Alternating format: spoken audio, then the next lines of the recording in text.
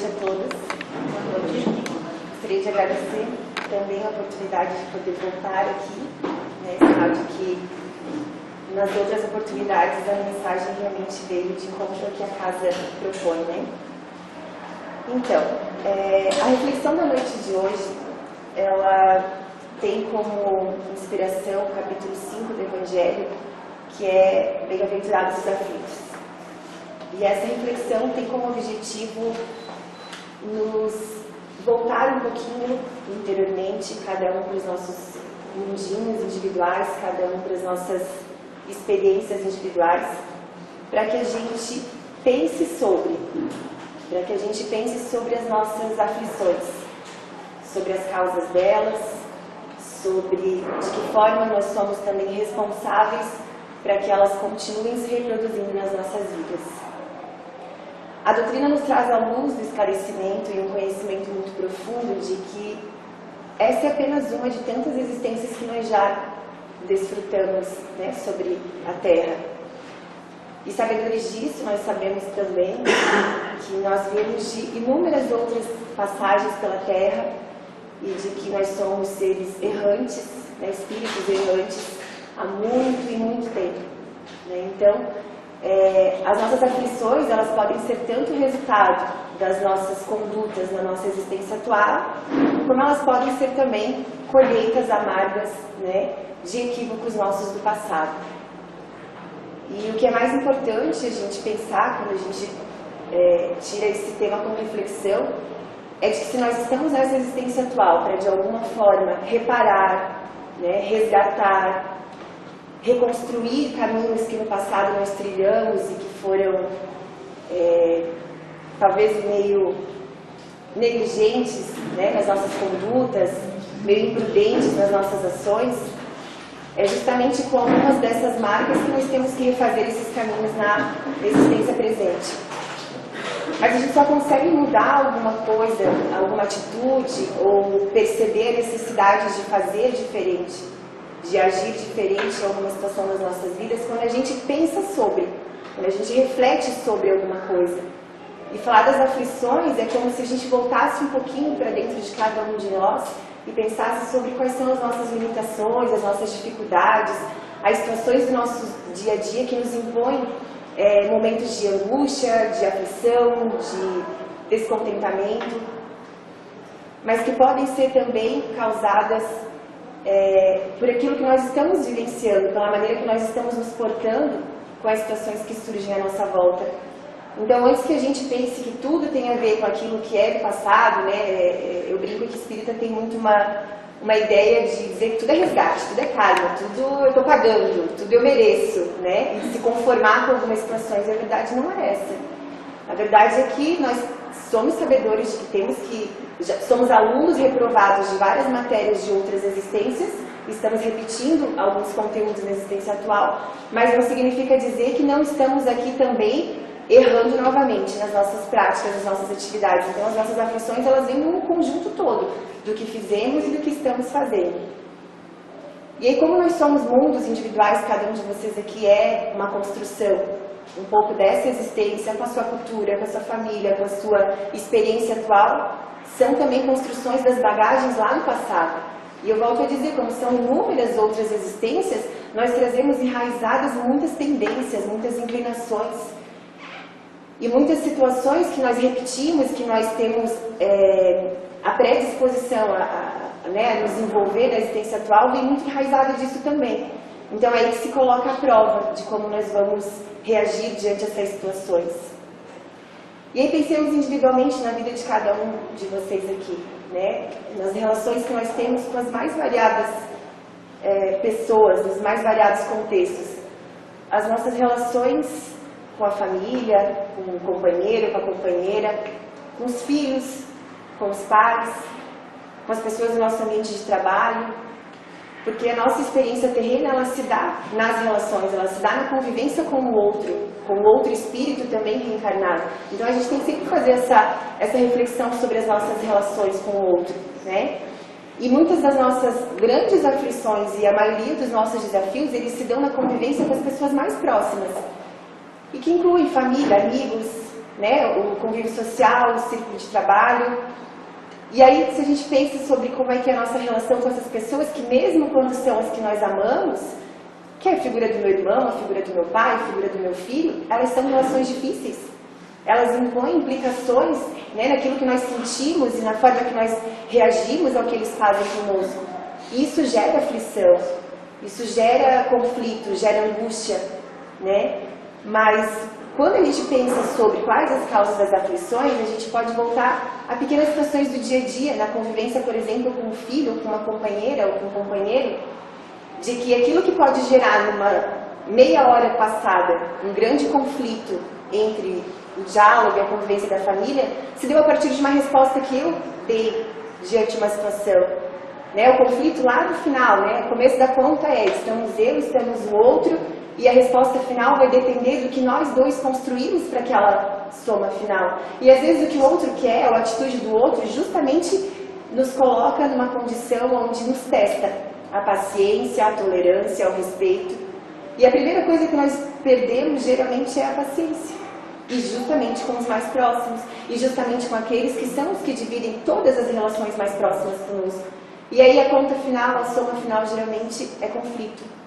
E o conflito com o outro gera aflição, gera angústia, gera sensação ruim pra gente. Ninguém gosta de se sentir mal com o outro.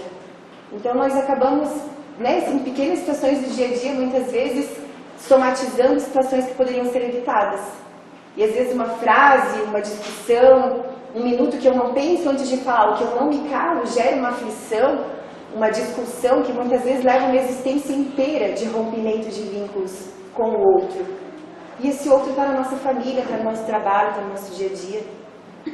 Então eu volto a dizer que a importância de pensar sobre as nossas aflições nos faz olhar para dentro de cada um de nós. E nos faz pensar o quanto nós somos responsáveis por grande parte das nossas aflições. O Evangelho traz isso muito claro, né? Aliás, o Evangelho é muito direto em dizer que nós somos os responsáveis por todos os nossos conflitos e as nossas aflições. E nós temos a grande, né, mania de responsabilizar o outro, de procurar um outro motivo pela minha reação ou pela minha resposta, quando na verdade a caridade já é eu me calar quando falo mais tolo. Então eu evito um conflito e não vou ter aflição. É fácil, é uma forma muito fácil de ser pronunciada, de ser repassada na teoria, como o Evangelho nos traz, mas a gente sabe que no dia a dia é muito difícil. E alguns exemplos, por exemplo, eu garanto que tem pais, tem mães, a gente tem avós, né, tem pessoas que trabalham com outras pessoas e que de alguma forma fazem parte desse processo de construção do outro. Né? Quando fala em construção, a gente pensa logo em criança, adolescente, jovem.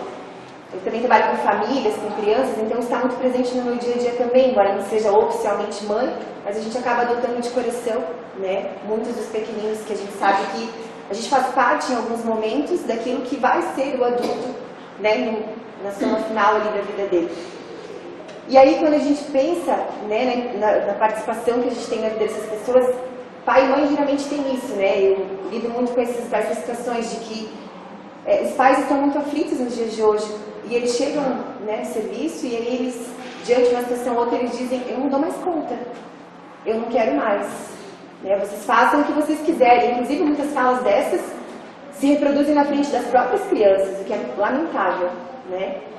E aí vamos voltar para essa situação específica, né? Se às vezes trata de uma criança de 10, 11, um adolescente de 13, 14 anos, para chegar ao ponto de um pai e uma mãe aflitos, né, dizerem que não há mais o que se faça e que já fizeram de tudo e que estão cansados, será que realmente essa aflição já não é resultado de alguma omissão, de alguma negligência, de alguma situação lá no início da primeira infância, né, do momento de formação daquele caráter, né, do momento de incutir naquela vidinha ali os valores éticos, morais, os princípios que formam o nosso caráter, né, ainda que ele venha com tendências atrozes do passado, que todos nós temos, né, a gente sabe que a responsabilidade de ter um filho ou de ter os nossos cuidados sob a nossa tutela, um ser em formação, não é um acaso. Então, impõe uma responsabilidade muito grande a cada um de nós. Né? E a gente vive assim, um momento atual onde tudo nos rouba tempo, né? O trabalho, são as situações fora do trabalho, que vinculam às vezes a comunidade, que vinculam, enfim, a própria rede social, né? As mídias, elas roubam o convívio das pessoas dentro de casa. Então, é muito mais fácil para essas famílias que, ainda que na sua grande maioria em condições bastante vulneráveis economicamente, entreguem o celular na mão daquela criança, daquele adolescente, para que ocupem o tempo dele, o espaço dele, e eles façam as coisas deles.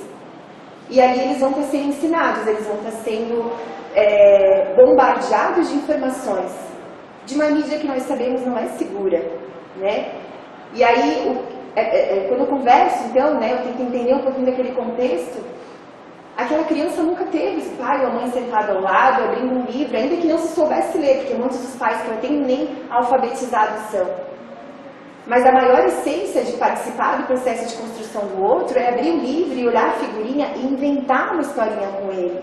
Em construir uma história que vai ter um resultado, onde ele possa passar, onde ele possa interiorizar a participação do pai ou da mãe, a necessidade de conviver e respeitar o outro, de conhecer a partir do conhecimento do outro, onde ele possa ser instigado à criatividade, à motivação, onde o interesse dele seja no convívio com as pessoas à sua volta, e não no celular, e não na televisão, e não em qualquer acesso à internet. Porque, infelizmente, isso bombardeia as nossas crianças, e isso não tem mais distinção de classe social, porque é muito fácil ter acesso a tudo, né? Eu vou falar mais à frente, mas outra situação que gera grandes reflexões para a gente, coisas do dia a dia, como a grande facilidade do consumo a tudo, né? Nós adultos sofremos um bombardeio diário de acesso e de impulsos ao consumo. E quantos de nós caímos nessa cilada com passos muito maiores do que as nossas próprias pernas? E aí, quando nós vemos, estamos extremamente endividados, né? Por produtos que, na hora, nós fomos instigados a uma necessidade que não existe, né? De algo que não é preciso para continuar a vida. E aí muitos de nós estamos ali afundados em dívidas, né, arrependidos, isso gera preocupação, gera angústias, e é uma aflição que pode ser evitada, né? Voltando um pouquinho para essa fala ali com relação às crianças, a esse processo de formação do outro, é muito mais fácil a gente não dispor do tempo necessário para aquilo que é a nossa responsabilidade, né? E às vezes a gente também acha que a responsabilidade é do pai do outro, né? Do vizinho, do irmão. Mas se a gente parar para pensar, diante de qualquer situação que a gente seja exposto e que a gente tenha condições de intervir de maneira a auxiliar o outro, é caridade. E o Evangelho nos ensina isso como uma máxima, né? De que tudo que a gente tiver oportunidade de executar em prol do outro deve ser feito. Então, se eu não tenho filhos, ou se eu não tenho sobrinhos, ou se eu não tenho netos, ou se, né, aquela criança que eu vejo que de alguma forma possa estar em risco naquele processo de construção, o máximo que vai acontecer é a gente tentar uma intervenção sem grandes resultados, mas o mais importante é o que nós vamos doar, o que nós vamos tentar fazer pelo outro, né? O que o outro vai aceitar ou vai entender é problema do outro, mas que a gente possa olhar com carinho também, né? De repente, sentar ao lado da criança, conversar, orientar, possa instigar até um alerta do pai ou da mãe que muitas vezes está lá envolvido com a mídia, com a rede social, e esquece que ali tem um serzinho que está no processo de formação, né? E quantos de nós olhamos hoje para os adultos, para os jovens, e nos perguntamos, né, nossa, no que é que deu? Né, onde foi que eu errei? Ou se isso de muitos pais também. E aí a gente acha que nós somos vítimas daquilo que eles estão fazendo hoje, mas eles fazem parte de um processo onde nós, né, fomos quem ajudou a construção. Então é muito importante que a gente se sinta um pouco responsável por todos, né, crianças, adolescentes. A nossa juventude está tão exposta a todos os tipos de riscos, né? As respostas que eles não encontram numa tia, num tio, num pai, numa mãe, a rua lhes dá. As redes sociais lhes dão, nem sempre são as respostas mais seguras ou as corretas. Então, entendo que seja um pouquinho de responsabilidade de cada um de nós, né? De alguma forma, fazer parte desse processo de construção, não isentando a responsabilidade que a gente tem. Porque essas pessoas podem não ser o meu filho, não o meu sobrinho, mas eles vão viver na sociedade onde os meus filhos e os meus sobrinhos vão viver. E é onde eu vou viver.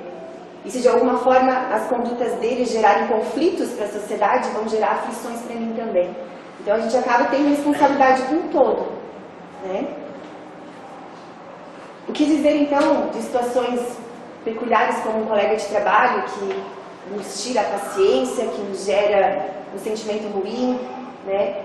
E que às vezes nós passamos anos ao lado daquela pessoa e isso nos aflige, isso nos incomoda, né? Se a gente traduzisse um pouquinho sobre pensar sobre as aflições, quem sabe a nossa experiência seja só no âmbito profissional com esse colega, justamente porque é essa parcela que a gente precisa resgatar com ele, né? Talvez a nossa reparação com esse companheiro não precise ser uma convivência familiar, uma convivência social, mas no âmbito do trabalho, onde eu aprenda com ele a reconhecer as suas qualidades, os seus valores, onde eu aprenda a respeitá-lo, onde talvez o sentimento que ele instiga em mim hoje, que me aflige, que me incomoda, seja talvez um sentimento que lá do passado tem uma bagagem até de culpa por alguma parcela que talvez eu tenha falhado com ele, né? Então, se a gente pensar, eu garanto que todos nós já passamos por alguma experiência no ambiente profissional, como todos os outros, em que em algum momento, né,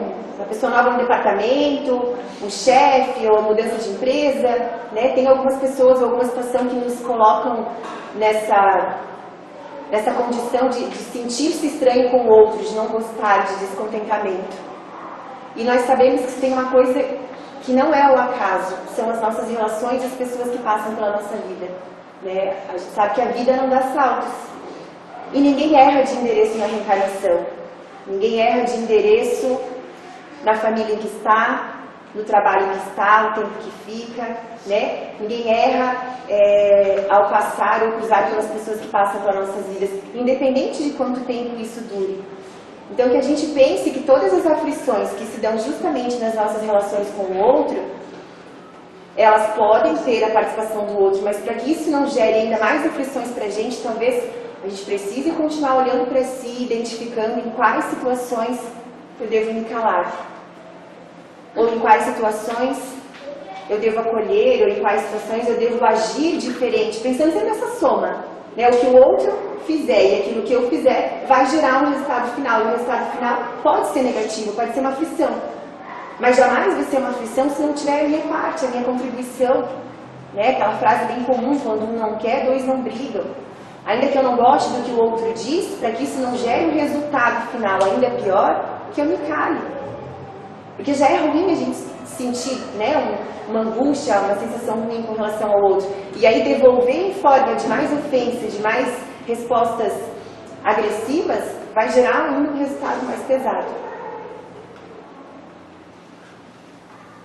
O fato é que se as nossas relações à volta nos trazem para esse endereço atual de nossas vidas, irmãos, que nos impõem constantemente desafios, sabedores que somos das leis que regem o universo, hashtag fica a dica, né?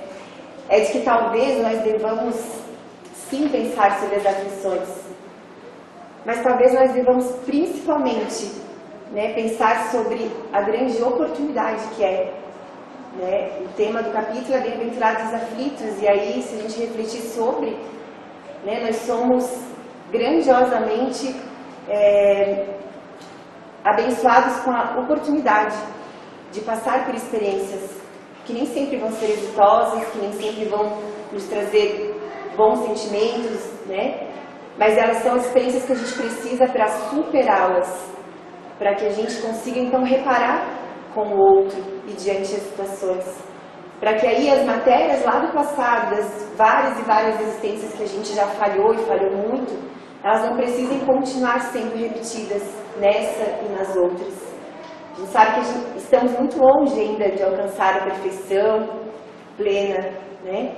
Mas quanto mais consciência, quanto mais minuciosa for a nossa atenção com aquilo que a gente pode fazer pelo outro, menos danos a gente vai ter no futuro. Então, menos aflições nós teremos também.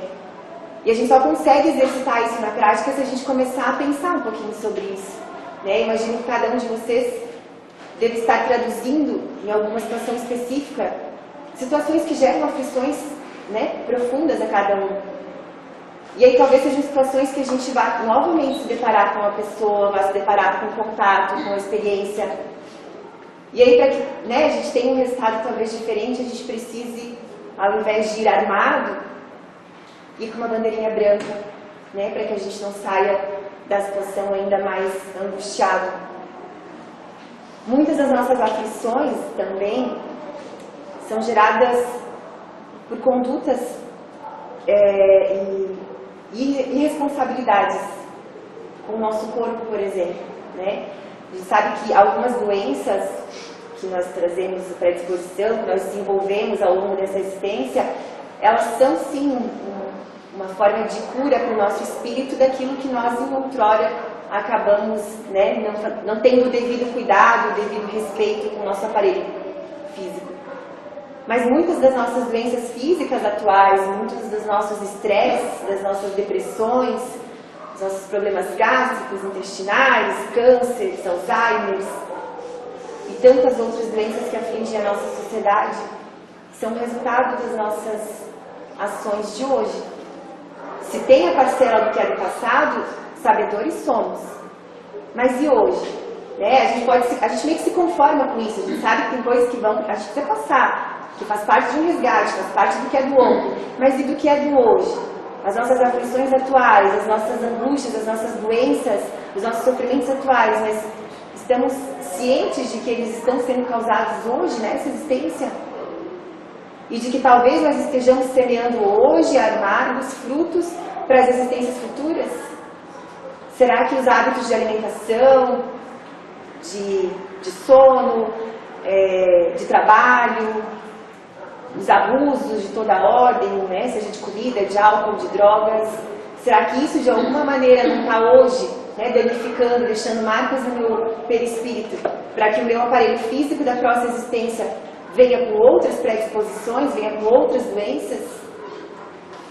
São semeaduras que nós estamos fazendo hoje, são aflições que nós teremos no amanhã e que teremos hoje também se nós não cuidarmos, não formos cautelosos, cuidadosos com esse aparelho emprestado que nós temos aqui, né? Porque nós vamos ter que prestar contas dele um dia.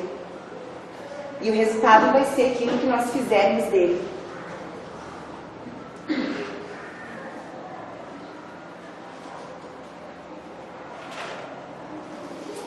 E em tempos de consumo exagerado de absolutamente tudo, né? Cegos pelas imposições da mídia, do comércio, da estética, dos padrões, das famílias margarina que nós vemos tanto na televisão, né? As famílias perfeitas, o ideal, né? O carro ideal, a roupa ideal, o eletrodoméstico, né? A tecnologia ideal, o aparelho novo, né? Tudo isso instiga na gente, né?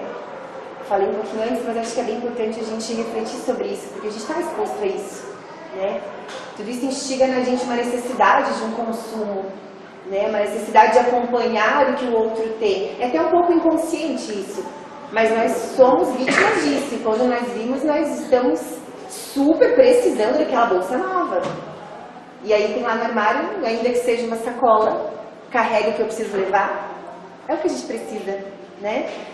Mas nós estamos sendo, de uma maneira assim, bastante violenta, eu diria, bombardeados por uma mídia, né? Por uma necessidade de consumir. E as aflições que isso gera, que isso traz para as nossas vidas, elas são bastante cruéis. Porque a gente vive numa realidade em que eu posso uma coisa e o meu vizinho pode outra, né? Mas as ofertas são as mesmas. Então, se eu fizer em 60 vezes ou em 30 vezes, eu compro a mesma coisa. Só que a gente sabe que a gente tem as nossas limitações, né? E a gente, na hora, não pensa. Quantas de nós mulheres, por exemplo, já não nos reunimos na casa de uma amiga, no trabalho, geralmente no trabalho, as sacoleiras vão, né? Em algum lugar com mais colegas e chega alguém com uma sacola cheia de ofertas, de roupa, de perfume, né? De acessórios, de creme, de lingerie. E a gente pode até inicialmente dizer que não quer nem ver. Geralmente a gente diz não quer nem ver para não gastar. Mas o fato é que mexendo aqui, olhando ali, a outra pega, ele prova, olha como ficou lindo. Quando a gente vê, estou precisando de tudo. E aí sai de lá com uma sacola de compra, né? A realidade de todas que estão ali não é a mesma. E a necessidade também não. E é uma cilada tão simples que eu imagino que pareça até banal falar a respeito, mas gera aflição, gera preocupação, gera angústia, gera aquele monte de continhas lá na caderneta no final do mês de o que é que eu vou deixar de pagar agora. Né? É uma coisa que eu acho que está tão presente no nosso dia a dia, e quando a gente volta ali, eu gosto muito do título desse capítulo, né? Que é Bem-aventurados os aflitos. Bem-aventurados mesmos nós somos, porque a gente se expõe a muitos riscos também, né? A gente é negligente, a gente é omisso com a gente mesmo, irresponsável, de pequeno a grande grau. E aí muitas vezes sai dali endividadíssimo. Já os homens, eu imagino que nenhum deles aqui presentes corra qualquer tipo de risco, né? Quando um amigo compra um carro novo, troca a roda do carro, os homens hoje estão mais vaidosos que as mulheres, uma camisa nova para ficar bonito com a patroa, um perfume, né? Isso também gera endividamento. A gente está falando de uma maneira mais descontraída, mas a gente sabe que no fim das contas, o que o Sr. Nelson falou no início, e acho que é bem válido a gente sempre colocar nas nossas preces os nossos irmãos que infelizmente vêm buscar nas vias do suicídio, né, uma fuga para os seus enfrentamentos. Muitas pessoas que não compartilham da mesma fé que nós, muitas pessoas que não encontram nas páginas do Evangelho o consolo e o conforto que nós encontramos, endividadas sim, aflitas sim, por situaçõezinhas peculiares do dia a dia que começam uma compra de uma sacoleira, uma compra de uma loja, essa imposição de você precisa ter, aonde ninguém lembra o outro de que você precisa ser. E o ter é a última coisa que importa, né? E é nessas imposições, nessas situações em que muitas pessoas acabam se deixando levar. E aí gera endividamento, gera estresse, gera uma massa de sentimento que com certeza não vai atrair bons espíritos. Porque a energia é pesada, a energia é densa. E aí nós damos abertura, esses irmãos dão abertura para irmãozinhos trevosos que vão intuí-los, que vão orientá-los, certamente a coisas tão pesadas quanto, né, a sua vibração. E aí, infelizmente, surgem as depressões ou transtornos de outras ordens que acabam fazendo com que fatalmente esses irmãozinhos busquem nas vias do suicídio uma fuga para os enfrentamentos e para aflições. Não são só dessa ordem, sabemos, mas elas estão ligadas, né? Elas fazem parte disso. E eu digo isso com muito pesar porque esses irmãos, eles fazem parte das nossas relações. Nós estamos aqui num grupo de espíritas, né? De pessoas que pelo menos simpatizam ou compactuam com o que a doutrina nos ensina. Então, de certa forma, nós estamos mais munidos dessa proteção, desse cuidado, que ainda nas minhas maiores angústias, aflições e sofrimentos, eu sei que não existe a morte. Eu não vou recorrer a findar com a vida orgânica, biológica desse aparelho, porque o meu espírito vai continuar vivo, aflito e sofrendo. Eu, Débora, sei, vocês sabem. Mas os outros irmãozinhos que dividem as relações de trabalho, muitas vezes na nossa família, na comunidade, não compactuam, na sua maioria, com a nossa fé raciocinada. E eles fazem parte das nossas relações. E essas aflições podem estar lá, começando a latejar em alguns deles, né? E aí a gente perde. Fatalmente a gente tem recebido as notícias das perdas que todos nós temos tido com esses irmãozinhos que se vão, né? Então, quando eu falo nessa responsabilidade que a gente precisa assumir sobre as aflições, é no sentido de que cada irmãozinho desse que passar em algum momento pela nossa vida, nas nossas relações, ele pode de alguma forma ser o início de alguma situação que gere conflito, pode, mas ele pode ser também um instrumento do nosso exercício de caridade, de benevolência, né, de indulgência com o outro, de respeito, de tolerância pelo outro, e que pode ser o que ele precisa, né, de consolo e de conforto naquele momento, inclusive para não gerar mais aflições e, quem sabe, para transmitir com a nossa vibração boa, com a nossa energia positiva, um acesso àquele irmãozinho que tão angustiado, que tão sofrido naquele momento, pensa em coisas ruins, né? Pensemos nisso. como uma forma de levantar uma bandeira de enfrentamento. Eu sempre falo muito disso, né? De uma bandeira de enfrentamento. O espírita tem isso, a gente tem que ter, porque a gente não pode pensar só no nosso mundo, no nosso mundinho individual, na nossa construção individual. Nós somos mundos individuais em construção a partir do mundo do outro. Então nós temos uma responsabilidade muito grande na construção, né? Na sequência do mundo do outro. E não é só com a criança, com o adolescente, com o adulto, são com as pessoas que passam casualmente o nosso dia a dia. Seja no ambiente de trabalho, seja onde for. Porque a gente olha para o outro sempre como uma oportunidade, a gente pensa nessa soma. Né? O resultado final vai ser mais aflição? Vai ser aflição? Vai ser a soma do outro e a minha soma gerando aflição? Ou o contrário? Né? Ou muitas vezes o outro vem armado e a gente vai com os braços abertos e aí a soma final é o outro saindo iluminado e não os dois carregados. E isso são as nossas aflições. E que na sua grande maioria somos nós quem colocamos o outro lado para a soma final ser negativa.